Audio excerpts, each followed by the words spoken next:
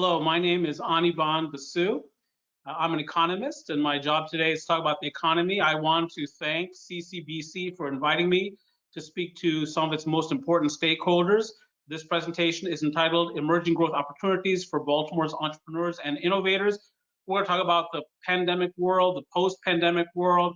We're going to talk about the labor market. We're going to talk about Baltimore County. We're going to talk about opportunities for entrepreneurship, and also some of the challenges that entrepreneurs face as they try to start an enterprise and get it going. So again, thank you so much. And this presentation is intended to last about 30 minutes, and so that's what you can expect. So let's jump right into it. Now, I think you would agree that we've lived through a pretty interesting moment in economic history, a moment in economic history very heavily shaped by a pandemic, a global pandemic. This was a shared public health crisis, and yet the responses of various people around the world was very different to the crisis. Some governments shut their economies completely down. Some other governments didn't do much in the way of social distancing directives. And so no surprise, though it was a shared global experience, that the economic outcomes around the world have been very different. This comes from the International Monetary Fund. This is a reflection of 2020 global economic growth. Now, you can see that there was at least one major economy that grew last year. It was China, growing 2.3% economically. They were not alone. The Laotian economy grew last year. The Vietnamese economy grew 2.9%. The Taiwanese economy grew 3%. The economies of the Ivory Coast and Uzbekistan, Turkmenistan, all grew. Guyana and South America grew. A lot of these nations are natural resource intensive, as it turns out. But most of the world didn't grow. You can see that on this slide. So if you look for the middle of the slide, you can see that the US economy is estimated to have shrunk 3.5% last year. That's a big deal. Not the worst performance in North America, where the Canadian economy is shrinking more than 5%, the Mexican economy about 8%. The European economy performed even worse. You can see here the French economy is shrinking around 8%, the Italian economy nearly 9%, the Spanish economy 11%. The United Kingdom with its worst year since 1709, that of course the year of the Great Frost, that economy is shrinking almost 10%. So again, really tough year for much of the world economy. Now, if I said to you that the US economy shrank 3.5% last year, that would be A, accurate, and B, would miss out on a ton of nuance. There were times, of course, last year during which the US economy was perfectly dismal, but there are other times of great recovery. This is quarterly gross domestic product. And one of the things about entrepreneurs and innovators is it's important to know something about the economy. And one of the things I want to talk about again are some of the aspects of the economy that have really taken off because of the pandemic. But I'll talk about other segments of the economy as well. So there are two colors of bars here, blue and red. The blue colored bars are indexed to the left-hand axis, and the blue colored bars stretch through the fourth quarter of 2019. So that was the last pre-pandemic quarter in America, at least a crisis quarter in America. The red colored bars are the first, second, third, and fourth quarters of 2020 and the first quarter of 2021, and those are indexed to the right-hand vertical axis. I had to bifurcate the vertical axis, which sounds excruciatingly painful. Now, you might remember that we came into 2020 with plentiful economic momentum. Do you remember the principal challenge for employers coming into 2020? Can't find workers. Can't find workers to hire, to drive my growth, to get the work done. Can't find them. And it was true in construction, manufacturing, distribution, retail, hospitality, you name it. Can't find workers. We'll talk more about the labor market at great length, as it turns out, in the slides ahead. Now, the pandemic strikes us during the first quarter of 2020. The first quarter of 2020 is the first red colored bar here. And during the first quarter of 2020, because March was so bad, the US economy shrinks 5% on an annualized basis that quarter. Now, that's a newsmaker by itself. During the fourth quarter of 2008, which had been the worst economic quarter of our lives, the US economy shrinks 8.4% on an annualized basis. So a negative 5% print is a pretty big deal, but that was this time around, unfortunately, merely the appetizer. For during the second quarter of 2020, the US economy shrinks 31.4% on an annualized basis. Now, around that time, there's this raging debate in the economics community. What would the initial phase of recovery look like? Would it be U-shaped, L-shaped, Nike swoosh, check mark, square root, hockey stick? It was a straight up V. For during the third quarter of 2020, the U.S. economy bounces back, growing 33.4% on an annualized basis. Phenomenal, demonstrating that under the right circumstances, the U.S. economy is capable of demonstrating enormous recuperative power. Now, for reasons we'll get into, during the fourth quarter of last year, the U.S. economy softens, growing a bit more than 4% on an annualized basis. You might remember that Donald Trump signs the Consolidated Appropriations Act on December 27th. That was a stimulus package of around $906 billion. And then more recently, President Joseph Biden signed the American Rescue Plan Act. That was a $1.9 trillion package. So with more stimulus in the economy, economic growth predictably accelerated to 6.4% during the now completed first quarter of 2021. Now, again, V-shaped recovery, but we are not completely recovered. Despite the growth during the second half of last year, it is still the case that the U.S. economy ends 2020 smaller than it began the year. And there are many implications to a shrunken economy, and let's talk about some of them, and let's begin with a discussion of the U.S. labor market. Same setup here, blue-colored bars indexed to the left-hand vertical axis, red-colored bars to the right, but now this is jobs. Change in jobs month to month to month. So instead of quarterly GDP, now it's monthly jobs. So the last blue-colored bar on this chart is February of 2020. So this economy came into 2020 with lots of momentum. We added jobs in January, we added 289,000 jobs in February. We're roaring ahead. And then the pandemic struck that down. So February of 2020 represented a period of remarkable growth over the course of 113 months of nearly consecutive job growth, with the exception of 1 month. Over that 113-month period, this nation added 22 million net new jobs. We drove the official rate of unemployment down to 3.5%. Well, that was a 50-year low. You'd have to go back to December of 1969 to find unemployment as low as it had been pre-crisis. And just to give you a sense of how long ago that was, the Orioles were good back then. That was a long time ago. Now, as we shut down the economy in March, of course, we lose a lot of jobs in March. Now, March of 2020 represents the first red-colored bar, and those, again, are indexed to the right-hand vertical axis. In March of 2020, our nation loses 1.7 million jobs, but that is misleading. Why? Because the so-called reference week, the week during which the underlying survey was conducted, was relatively early in March. So a lot of the jobs lost in March of 2020 did not show up in the March jobs report. They would show up in the April 2020 jobs report, and in April of 2020, this nation loses 21.7 million jobs. Sorry, 20.7 million jobs, 20.7 million jobs. So if you add that up, between March and April of 2020, we lose 22.4 million jobs. So that was exactly equivalent to the number of jobs we had during the previous 113 months. We gave that back in just a few weeks. And around that time, the Wall Street Journal conducted a survey of economists, most economists who work for large U.S. financial institutions, not small business owners like myself. And those economists collectively predicted that America will lose another 8 million jobs in May of 2020. 8 million jobs. But they were wrong. We did not lose 8 million jobs in May of 2020. We added 2.8 million of them, followed by 4.8 million jobs added in June, and 1.7 million jobs added in July, and 1.6 million jobs added in August, and 716,000 jobs in September, and 680,000 jobs in October. Phenomenal. Now, again, for reasons we'll get into, during the latter stages of 2020, we start to lose economic momentum, but remarkable, again, that V-shaped recovery. Now, we're not back to where we had been economically, even with the recent job growth. If you look at February 2020 employment levels versus May of 2021, so that's what I'm comparing here. Why this period, by the way, 15 months? February of 2020 is the last pre-pandemic crisis month for the economy in America. May of 2021 is the most recent data point that I have as of this production. And we're down 7.6 million jobs. And at May's pace of job creation, in May, America added 559,000 jobs. At that pace of job creation, we don't get back to pre-pandemic levels of employment until June of next year. Now you can see the sectors that have lost the most jobs. So these horizontal bars represent the loss of jobs in each of these categories over that 15-month period, again, February 2020 to May of 2021. So leisure and hospitality is down 2.5 million jobs. That's your restaurant worker and your hotel worker. Government has lost a lot of jobs because early in the crisis, governments were scrambling to balance budgets. So they laid off a lot of staff, as it turns out. Health services, you might say, well, how did health services lose a lot of jobs? We're in the middle of a public health crisis. Hospitals were overwhelmed with COVID-19 patients. That's true. But many physicians' offices didn't see much business. People were not going in for their wellness checks. Dental offices didn't see a lot of business during much of the pandemic. Many people postponed elective surgeries, that kind of thing. And also many home health workers, people come into people's homes, were not invited into those homes during the crisis because, well, obvious reasons, didn't want to spread infection. So in any case, every major sector of the economy lost jobs over this 15-month period.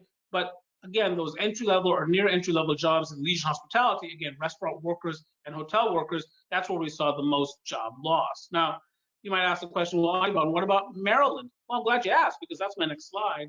Now, Maryland, between February of 2020 and April of 2021, why April? That's the last month which we have state-level data. So this is now a 14-month comparison. February 2020 pre-pandemic versus April of 2021. This state has lost nearly 150,000 jobs. 5.3% of its pre-existing employment base is gone. You can see mimicking the nation, number one sector losing jobs, leisure hospitality. Health services losing a ton of jobs. The third category includes retail trade. And of course, a lot of retailers have suffered massively during the pandemic as well. In fact, many very large retailers have gone bankrupt. The likes of J. Crew, J.C. Penney, Neiman Marcus, Lord & Taylor, GNC, Pier 1 Imports, True Religion, Francesca's, all have gone bankrupt during this pandemic, closing stores in the process often and laying off workers. But you can see here, with limited exception, every major category losing jobs, a lot of them, over this crisis. So Maryland, of course, also has a long way to get back to where it had been. Now, of course, as members of the CCBC community, you're part of the Baltimore metropolitan area, a region of about 2.8 to 2.9 million people, one of the most affluent and educated regions in the country, often overshadowed by our neighbors to the south in Washington, who are even more educated and affluent. But nonetheless, a phenomenal economic success story is the Baltimore metropolitan area, and I think will become even more so over the course of time. In any case, this region losing between February of 2020 and April of 2021, 57,000 jobs roughly, or 4% of its job total. So this region, the Baltimore metropolitan area, has held up better than much of the balance of the country.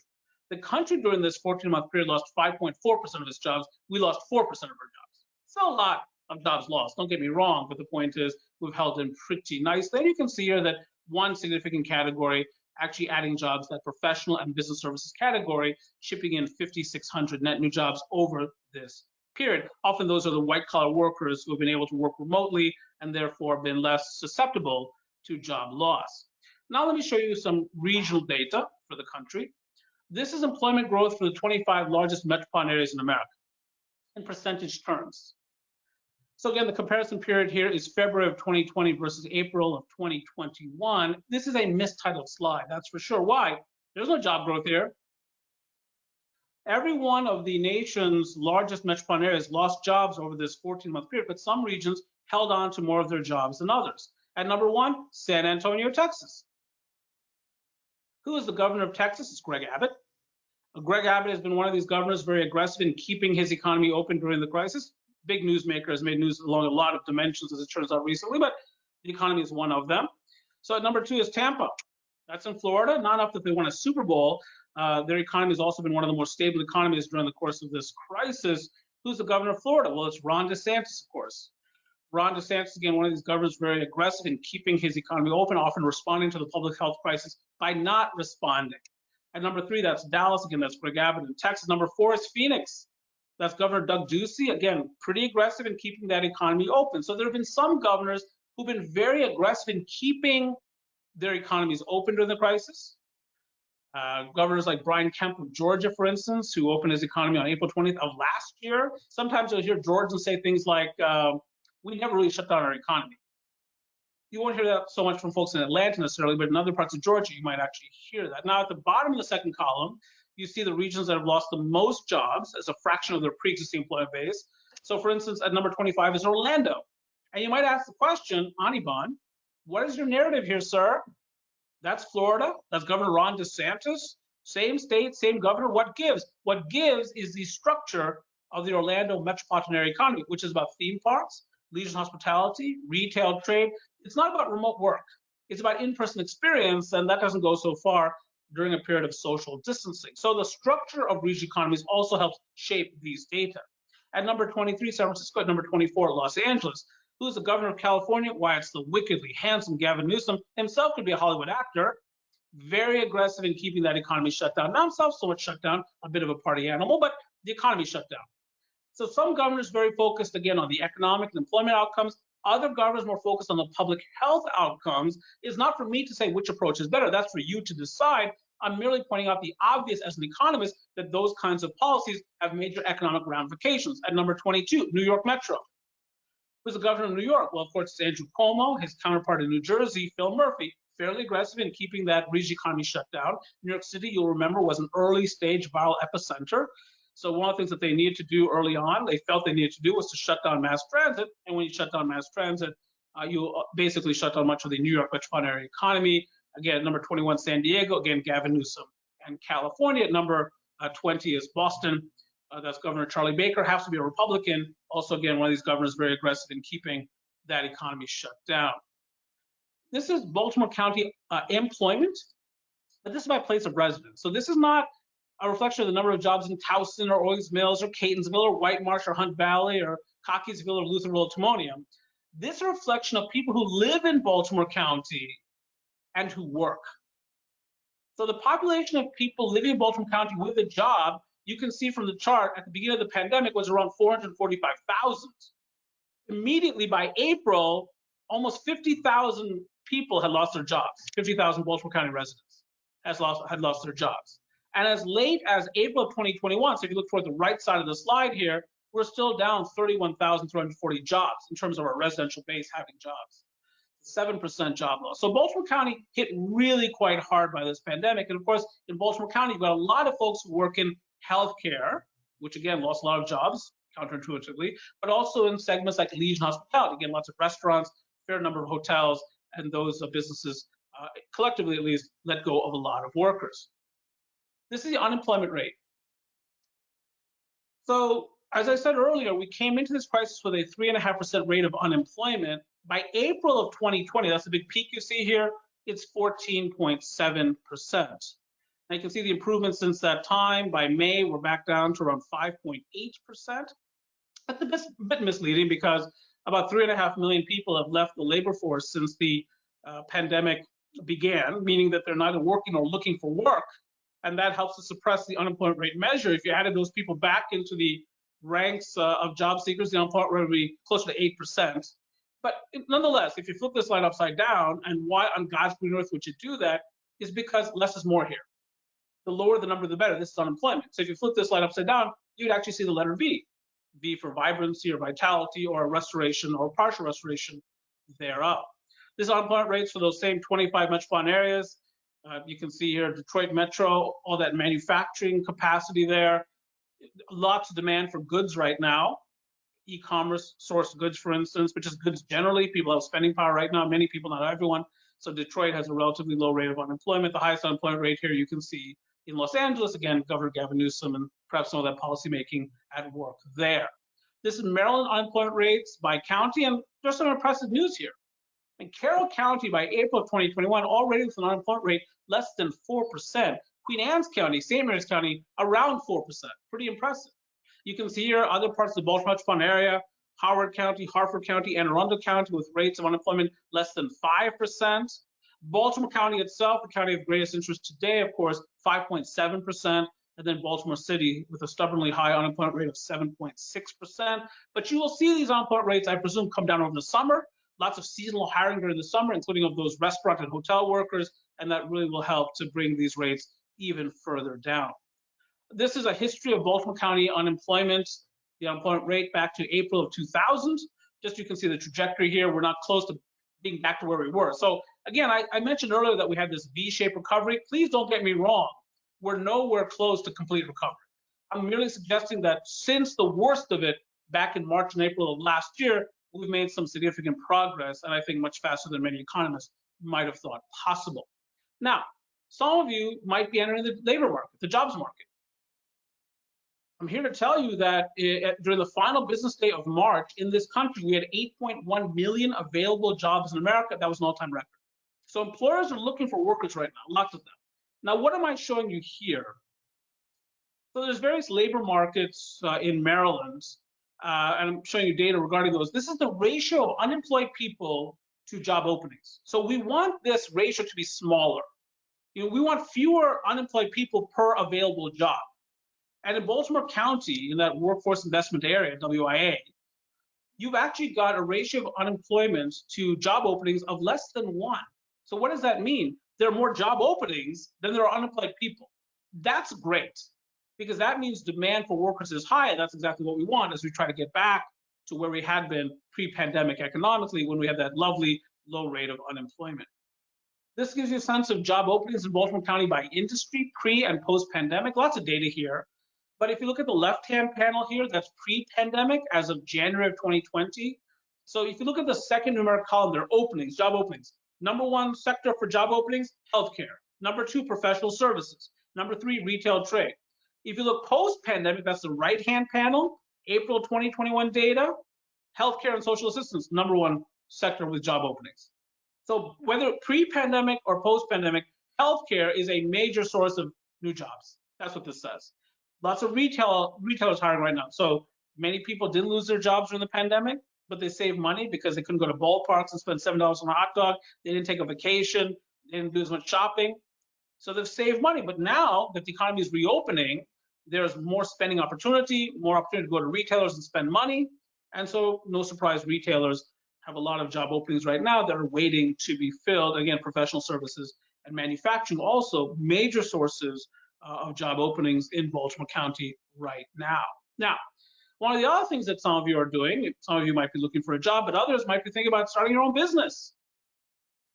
So this gives you a sense of business startup activity in America. This is U.S. high propensity business applications, people applying to start a new business, whether an LLC or a subchapter S corporation. So what is a high propensity business application as opposed to simply a business application? So a high propensity business application is one in which there's a chance, a significant chance, that this business will eventually employ workers. So a lot of people, as you know, start LLCs or subchapter S corporations, but they don't really know what they want to do with it. They're experimenting.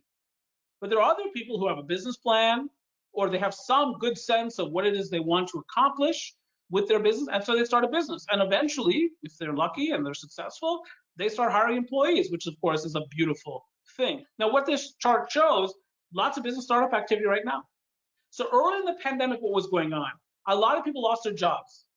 They were looking for things to do to generate income. They started their own business. More recently, of course, we've been adding jobs again. So why are so many people starting businesses under current circumstances? They see opportunity, a world of opportunity. And all kinds of behavioral shifts in society, all kinds of unmet demands, and we'll talk more about this as we go through this part of the presentation.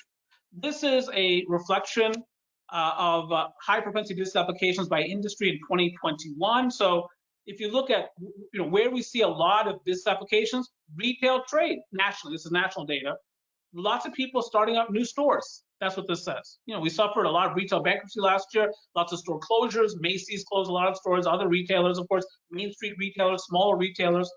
But now people see people are spending again. There's unmet demand. Maybe I should start a specialty retailer. Maybe I should open up a store. Accommodation and food services. That's, for instance, starting up a restaurant. Healthcare and social assistance. Lots of focus right now on mental health, for instance. But physical well-being too, right? Yogas and salons, spas, so on and so forth, professional services. So this just gives you a sense, but you can see here lots of people starting businesses in all kinds of categories, from agriculture to finance. Now, what are some of the barriers to starting a business? So Gallup, which does a lot of polling, asked potential entrepreneurs whether any of several issues factored into their reasons for choosing not to attempt to start a business. So some of you might be thinking about starting a business, but you're hesitant. This gets at why you might be hesitant. Number one factor, you like the security of a steady income, right? Somebody else is paying you. Let's say every couple of weeks you get a paycheck, a W-2, you pay your taxes, okay. But obviously, if you start your own business, for a period at least, you might have some interruption in your income flow. And some people don't like the risk of that. Some people can't afford to suffer that. So that gets us to point number two here. You do not have enough personal savings to start a business. So sometimes you need savings to fall back on, not just to invest in your business, but also because you're giving up income by giving up a job and starting your own business. You're starting to pay rent or whatever it is you're doing, and you need some savings. So that's another reason. It's capital. It's about capital. You worry about the odds of success of a new startup being very low. Yeah, of course. And it's very lonely too when you start a business sometimes. Now, I started my own business in 2004 without a partner. I was by myself, not making an income, relying on my savings, as it turned out. But that is the challenge. And so one of the things I would say to you as a budding entrepreneur, you better love what it is you do, because there are going to be moments of doubt. But I can tell you, it's worth it. You know, to get to the other side, to actually have a going enterprise, to be able to say, I own a business that I started, that is a beautiful thing. And it can happen. This is America, after all. You have an idea, but don't know where to start. You worry that running a business will impact your work-life balance negatively. It probably will, by the way, for a time at least. You know, you have to go in full force. You have to dive right in, lean into a new business. It'll take all of your time. A lot of people start their own business, but they do it part-time on the side. Rarely does that work. You need to be all in, generally speaking. Now, why do startups fail? Top reasons that startups fail. Number one factor, no market need. You have to pick a segment in which there's demand. Now, sometimes people don't realize that they want something until they see it. I mean, people didn't know that they wanted an iPhone until Steve Jobs and Apple created an iPhone. Then all of a sudden, everyone wants an iPhone. You know, they ran out of cash. Of course, especially if you've got payroll, you need cash.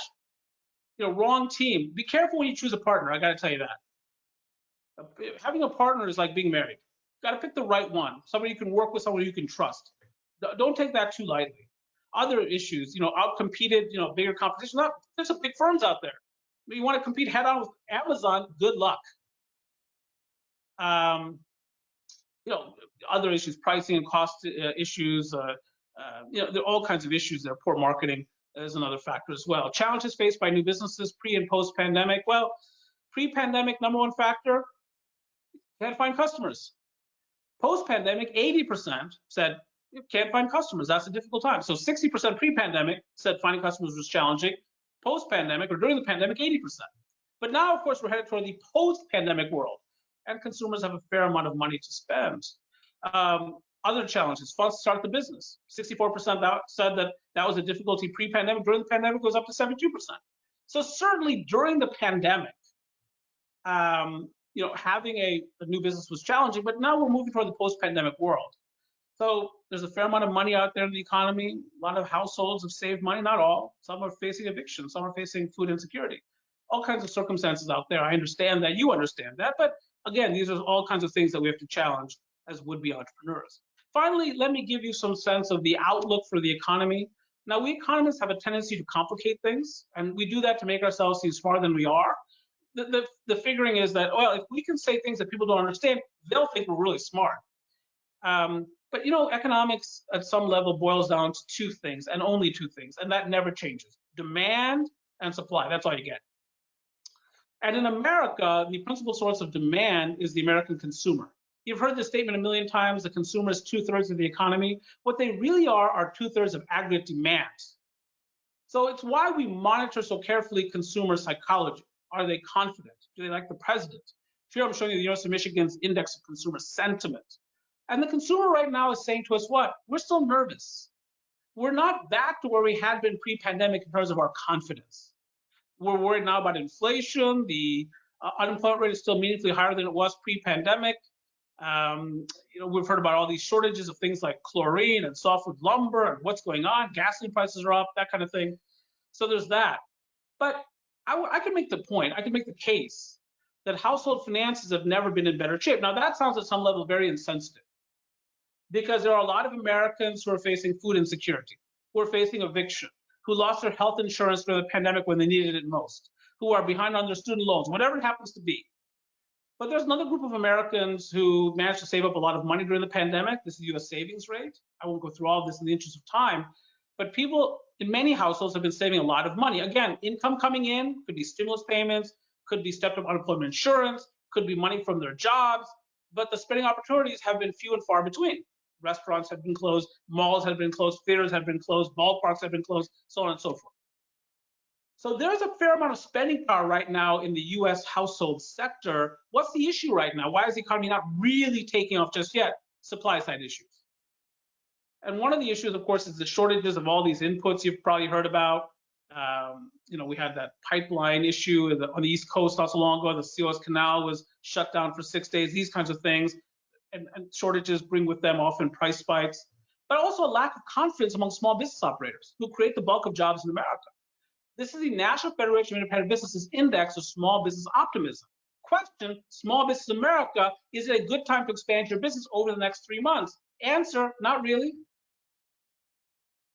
In April, only 14% of small business operators said yes to this question. In February, it was only 6%. So a lot of these folks are worried that, they're trying to hoard cash, hold on to their cash, don't want to increase their spending power. Now, I think this is a mistake.